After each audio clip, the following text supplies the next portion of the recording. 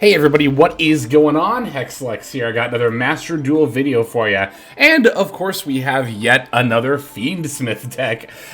This time Tearlaments is what we are playing the package in. So, for here, we have a pretty obvious interaction, right, with the Beatrice. Beatrice, of course, being able to send any card from the deck to the graveyard as part of the effect, not a cost, meaning that it does trigger the Tearlaments cards. Most notably, of course, the Fusers, right? So that means that the Fiendsmith Engraver, opening with that, will get you to not only the sequence, but also the Beatrice to then dump your Fuser. Granted, you're going to need something in hand to fuse it with, but that's usually not that difficult.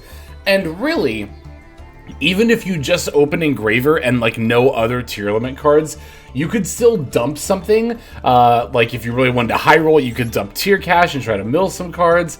You could dump something like Destrudo or Fairy Tale Snow that could summon itself and then make a 3-material Appaloosa, you know? If nothing else, you can at least end on that much. So the applications for the engine in this deck are, I think, pretty apparent. If Beatrice does get banned, however, this is kind of one of those decks. This isn't something I've talked about a whole lot, but there are as many decks using Fiendsmith as there are right now, I think mostly because Beatrice is legal. I think that once this card gets banned, which I do think this is inevitability, then we are going to start seeing a lot less Fiendsmith variants. I think Tearlament is a pretty prime example of a deck that is probably just not going to play Fiendsmith as much, if at all, once the Beatrice gets banned, because that is the real reason why we're playing, you know, Fiendsmith at all here, right? Not to say that sequence into a couple of bodies isn't still good, but it doesn't really specifically do much for Tearlament, again, once this card gets banned. Unless there is, like, another rank 6 that can dump tier cards that I'm not remembering off the top of my head. But I don't think that's the case. So, I would say, with a variant like this, enjoy it while it lasts, although I know that many of you are probably, and I'm not even like disagreeing with this, are very eagerly awaiting the ban of Beatrice. I don't inherently disagree with that either. So for this build in particular, I'm just sticking with a pretty, standard 40 card build. I think especially with the banning of Pearl Rhino, the 60 card pile tier decks are not nearly as common anymore. A lot of the reason why those were good is because you could play 3 Rainbow Bridge of Salvation. If you mill just one of those, and you can go Pearl Rhino into full tier combo. I gotta love with you. I think Rainbow Bridge of Salvation was actually the problem there. I think that it's not nearly as universally applicable as terraforming, of course, but like it's a lot closer than a lot of people might think. Rainbow Bridge of Salvation being ban worthy, but I don't inherently disagree with the Pearl Rhino ban either. So yeah, that's why we're only on 40 cards. Also, if we're going to be playing Fiendsmith, we do want to open Engraver as often as possible. Exactly Engraver, of course. If we open Lurie or Track, that doesn't really do too much for us the majority of the time without another body to extend with. We do have Kashtira monsters to help with that. Fenrir is not uncommon to see in Tearlaments decks, but I have opted to play Unicorn as well, which is also not terribly uncommon in Tearlaments decks, but a lot of the reason why I'm playing Kashtira Unicorn, as well as, of course, Birth, is, again, in case we, open it alongside just like Fabled Lurie or something, right?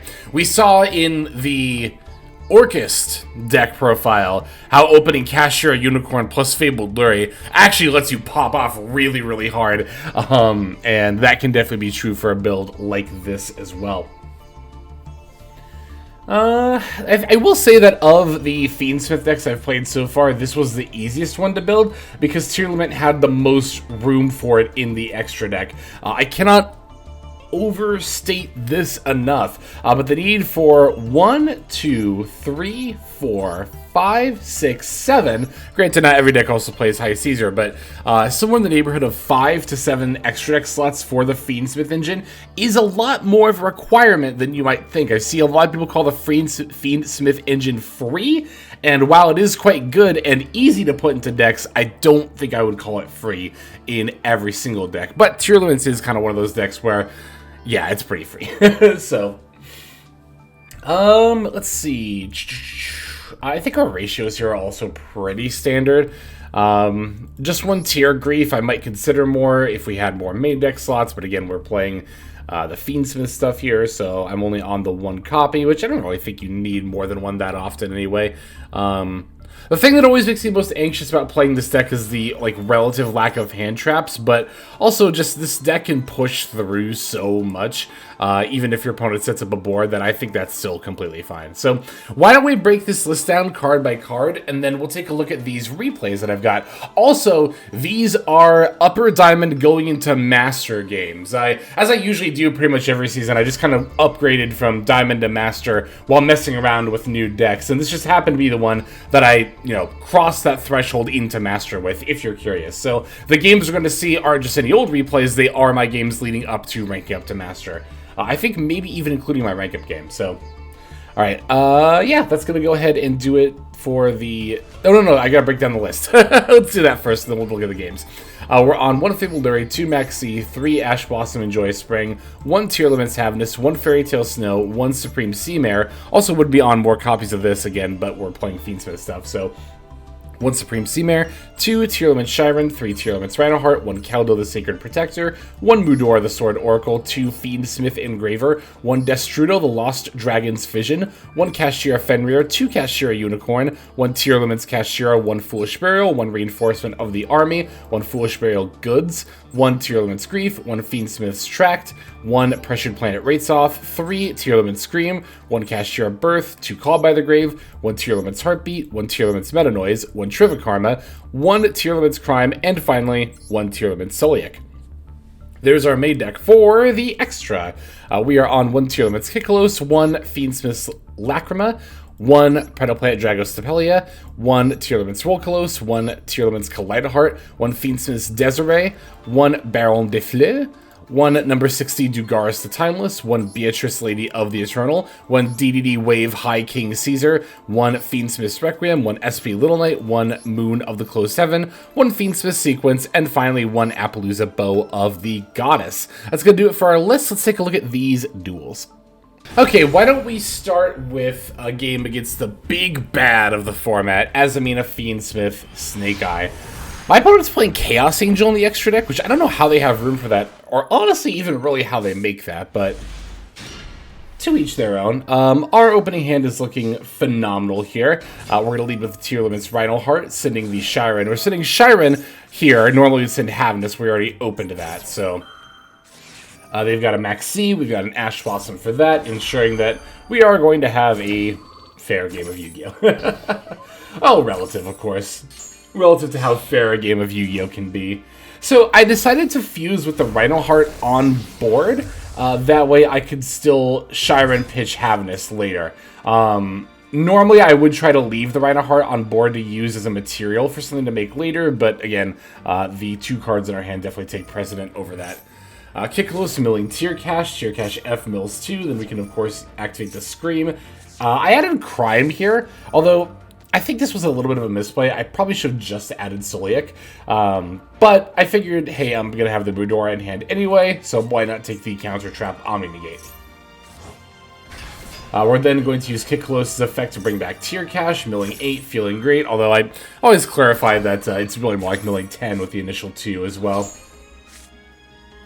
Alright, so we milled a Rhinoheart, which will actually let me send the Havness without having to activate Shiren. Although now I'm in a little bit of a weird spot, potentially. If I want to summon Shiren, I'm going to have to pitch Mudora, and then I won't be able to use Crime. But also, I don't really need to summon Shiren here anyway, because it's not like I play Time Thief Redoer. And I can have a fusion set up for my opponent's turn with Shiren and Crime, leaving Shiren in hand, of course. So... here what I can do is I can use Destrudo, target the level 4 Rhinoheart, and then sync it with the Destrudo in order to summon out the Baron de Fleur. Gonna set the Crime, and then just pass over to my opponent from here. So we got the Keldo as well, for a decent amount of disruption going into our opponent's turn. Opponent's going to lead with Fiendsmith Engraver. I am going to negate this with Baron de Fleur. I generally like negating Fiendsmith Engraver. The main reason is because it's so, like, if your opponent just leads with Engraver as their first action, it's so hard to actually tell what deck they're playing. So, the way I see it is, okay, I could try to save the negate for later, but there are a number of decks that can just access full combo, if not greater than, off of Engraver by itself. So by negating the Engraver, I force my opponent to have an actual one-card play, I guess just plays in general, among the 4 cards in their hand, right? Now, of course, there are always caveats to this. I'm mainly comfortable doing this because I have other negates to work with and other disruption as well. So, you know, as always, take that with a grain of salt. They're going to follow up with Triple Tactics talent for the Take Control effect. We're definitely going to need a Tearlaments crime this. Yeah, going to just go ahead and negate that. I really don't like that I had to send a Shireen here. I would have loved to have used Crime actually while there was a card on the field that I could put back with Kaleidoheart, but as you can see here, our opponent's got Called by anyway, so it's not really going to end up mattering. I'm getting a little more anxious as well as our opponent is continuing to push through our stuff here. They're going to go for the Snake Eye Ash, but thankfully we have more than enough to stop this. As they go to activate Snake Eye Ash's effect, we're going to activate the effect of Tearlaments Roll Close once Poplar tries to special summon itself. And this is actually a pretty good point to do this, right? Because what I can do here is I can use Keldo to shuffle back the Poplar that's trying to place itself into the spell trap zone. I also put back the opponent's Engraver so they can't revive it, and also putting back my own Rhoda to give myself another good top deck. Although that's pretty unnecessary, I don't think I really had to do that, but yeah, so by doing it this way, we are basically leaving our opponent with only Snake Eye Ash on board, and they've already used their normal summon. Now, if this last card in hand ends up being something they can put face up on the field, then they can go full combo. Well, at least some amount of combo, and that'd be pretty bad for me. But they're going to show me here their last card is just a Maxi, and then they concede. So yeah, you know, this board didn't look like a lot as far as disruption goes, but still enough to outplay good old Snake Eye, you know? Again, there's this I see talk going around that, like, a Snake Eye's unbeatable, it's tier 0, and, like, oh, even if they go second, they just, like, hand trap you, and I guess to be fair, they didn't have too much for us in the way of, like, hand trap action, just the Maxi, which we had Ash Blossom for, but I think also that hand would have played through hand traps very well. If they tried to Ash Veiler Imperb, we still had the ability to Shireen Pitch Havness for follow-up plays. So I think we were doing pretty well there, almost no matter what our opponent had. But that's just our first game. We got a couple more that I want to show off here. Let's go into the next one. Okay, our next game is going to be up against the Millennium deck, and we're going second. That's a pretty bad matchup for us, because the Millennium deck does often main Defissure and or Macro and Dimensional Shifter as well, i.e. a lot of banishing stuff, right? Oh, too bad I didn't go first. This hand would have been so good going first, you have no idea. Thankfully, though, they actually didn't open, they're not on Macrocosmos, and they didn't open the Dimensional Fissure, so we're good here. They actually, yeah, they just go Exodia Pass here, which those of us who have played the event know how scary this can potentially be, to have to deal with the Spell Trap Negate as well as the board wipe. But unfortunately for my opponent, if they don't have Dimensional Fissure, this actually becomes like a not great matchup for them, right? This is such a weird polarizing matchup, because if they've got the Defissure or the Macro or the Shifter or whatever, then Millennium is like obviously incredibly favored here. But when they don't have that, the one Spell Trap Negate doesn't mean a lot to Tearlaments in general, but a board wipe in a lot of situations means even less. Gonna go for the Engraver here. My opponent will negate with Ash Blossom. I think that was a good call on their part, even though I was kind of using Engraver as bait, like I said during that last game. I think negating Engraver is generally fine, because it is going to be a legitimate threat, right? Now, if they open with Trax or Lurie into Requiem, that I probably wouldn't negate, just because all they're going to end up with is one body anyway. But if they open Engraver, that's when they can go, like, full combo, right? So, we're just milling 8, feeling great yet again here. Milling both our Cashier Unicorns, as well as Rhino Heart, and we milled Trivikarma as well, which is pretty nice. So, Can use the Rhino Heart effect here. Mill Shiren, fuse into Kaleido Heart. Because remember, the Exodia can only negate spell trap effects. Now, here our opponent's going to use Exod, Fires of Rage. All this really does is get my tier cache off the field, though. Obviously, the Kaleido Heart just brings itself right back. Now, granted, I've already fused twice, so no need. Oh, here I make a misplay here. My opponent activated Fulos, and I just out of sheer, like, knee-jerk reaction ashed it. I did not need to ash it. Fulos is not max C. I'm not summoning from the deck or extra deck anymore this turn. So the 2 Fulos my opponent's discarding here actually just don't mean anything at all. So yeah, I could have also had an Ash Blossom in my hand on top of everything else, but it's fine. What we can still do here while we're not able to, like, OTK or anything, we can smack him for 3k, and then we can end on Kaleido Heart, Scream from mills when they summon, and then we also have both Soliac and Crime with the Kaldo in hand to send off the Crime. Alright, going into their turn here, they're going to activate the Heart of the Blue Eyes here in order to search the Millennium Ankh. I didn't crime that because my thought process was I can just negate the Millennium Ankh itself, and, you know, well, that should be fine. So, yep, here's the Ankh. We're going to use Tearlaments Crime. Obviously, it's a counter trap, so I don't have any response to it. We can send the Kaldo as well. That might end up coming up. Actually, probably won't because they play D-Fissure anyway. But our opponent's last card was actually just another copy of the Millennium Ankh, which means they can just summon the unstoppable Exodia Incarnate anyway.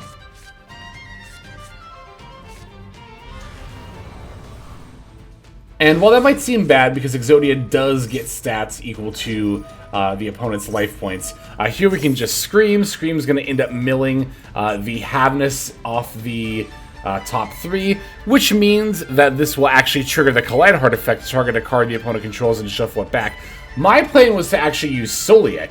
Even if I didn't hit anything off the Scream mills, I could have used Soliac to send Kaleido Heart, negate the unstoppable Exodia's effects for the turn, and then Kaleido Heart could have brought itself back, and then I would have milled a Fuser and still fused anyway. So it might seem like I just got lucky and that's how I bailed out of this, but no, I did actually have the means of, you know, playing through this all anyway. I could have thrown a Kaldo here because of the graveyard effects of Heart of Blue Eyes and Exod, Fires of Rage.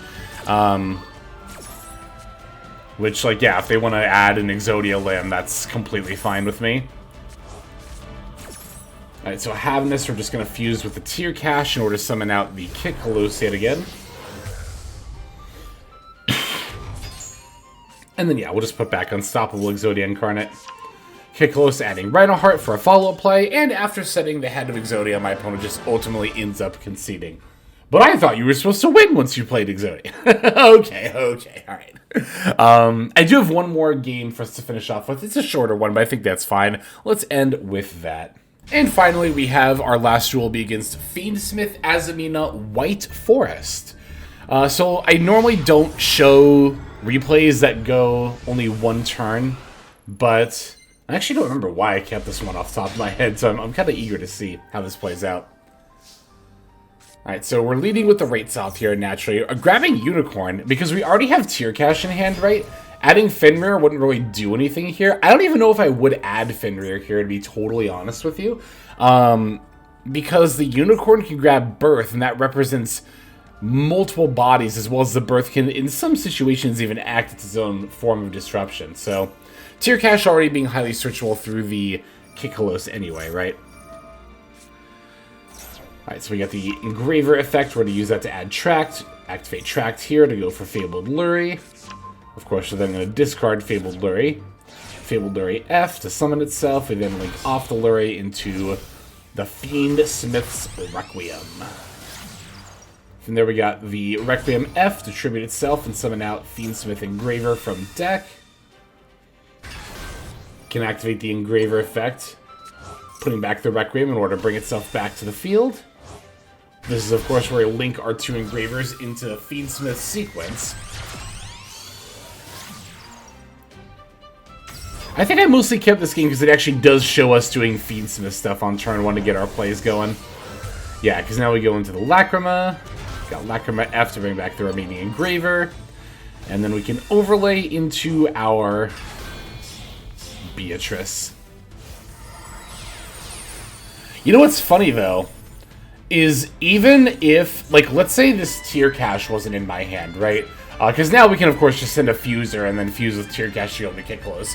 But even if I didn't have a tier cache or anything to fuse with in my hand, what I could have done here is instead of going into Beatrice, I could have just gone into High Caesar. I still have my normal summon, so I could have normal summoned to Max C, link Max C, Cash Unicorn, and sequence into 3 material Appaloosa, and then Birth, bring back Unicorn. This is, again, why I like having Cash Unicorn in this version of the Tearlaments deck that has the Fiendsmith stuff. So again, even without a card to fuse with in this situation, we would still end on 3-mat Appo, the DD Wave Hiking Caesar, and Cashier Unicorn, which is a lot of disruption to have to play through. But here I can just use Beatrice and Havnus F fusing with the tier cache in my hand. This will let us go into the Kit Kolos. Now, I do want to go into Appaloosa as soon as possible, of course, but I have to play out all my remaining chain links, and all these effects are activating, you know, boom, boom, boom, one after the other. That being the Kit Kolos milling the tier cache, which milled the Soliac, which we then added Rhinoheart. But once that chain link's all done, or those chain links rather are all done, then I'm going to link it to the 3-mat Appaloosa. We can burn them for 1200. Then we can go Kit Kolos effect, tribute itself, or sorry, we send it in order to summon back tier cache. Now we are milling 8 and feeling great as we do. There goes Shiren, as well as Destrudo as well. So Shiren gets to fuse with the Kit Kolos that's in the yard to go for the Roll Kolos. By the way, still have a normal summon, but I don't even need the Rhinoheart here. I didn't even activate the effect for that reason. I didn't even need to. Because, of course, we have already milled Havnus and Shiren and tier cache. So there's, like, quite literally no point at this point in the game. But there is still a point to normal summoning, and that is that I can then summon the Destrudo, make it level 3, and then synchro into Baron de Fleur.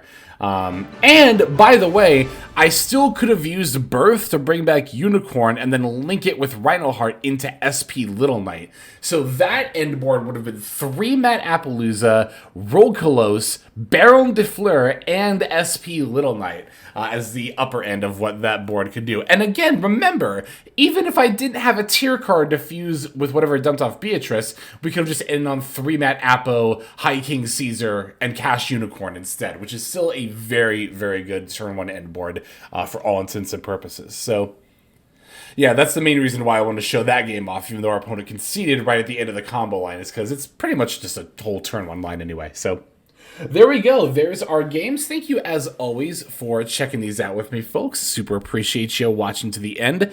Yeah, great way to support the channel. Really, really appreciate it. But that's going to do it for now. So why don't we move on to our outro? Hey everybody, Hexlex here. Just want to give you a huge thanks for watching all the way to the very end of the video. Believe it or not, that is actually one of the best ways that you can support the channel, is by watching the videos in their entirety. But there are many ways in which you can support the channel if you are so interested. The names that you're seeing on screen here, I gotta give an extra special thanks to, because these are people who have chosen to either become a member on YouTube, which if you're interested you can do as well via the join button next to the subscribe button down there, or have signed up over on Patreon and become members there. Link to that is going to be in the description below. Without the support that is being offered by, again, all the people that you're seeing on screen right here, I would not be able to take the time to dedicate to uploading daily YouTube videos. So thank you so very much. But there are also other ways you can support as well. Again, link to the description below. If you like my deck tracker that you'll see in a lot of my videos, the Untapped Companion, you can download that for free, and if you use my affiliate link down there, then that also goes a long way towards supporting the channel. That's, again, free. So is subscribing here on YouTube. That's also free and a huge way to support. You can also check out Twitch, once again linked in the description below. Following and subscribing over there will not only support as well, but also give you notifications of when I go live if you want to catch some of the live streams.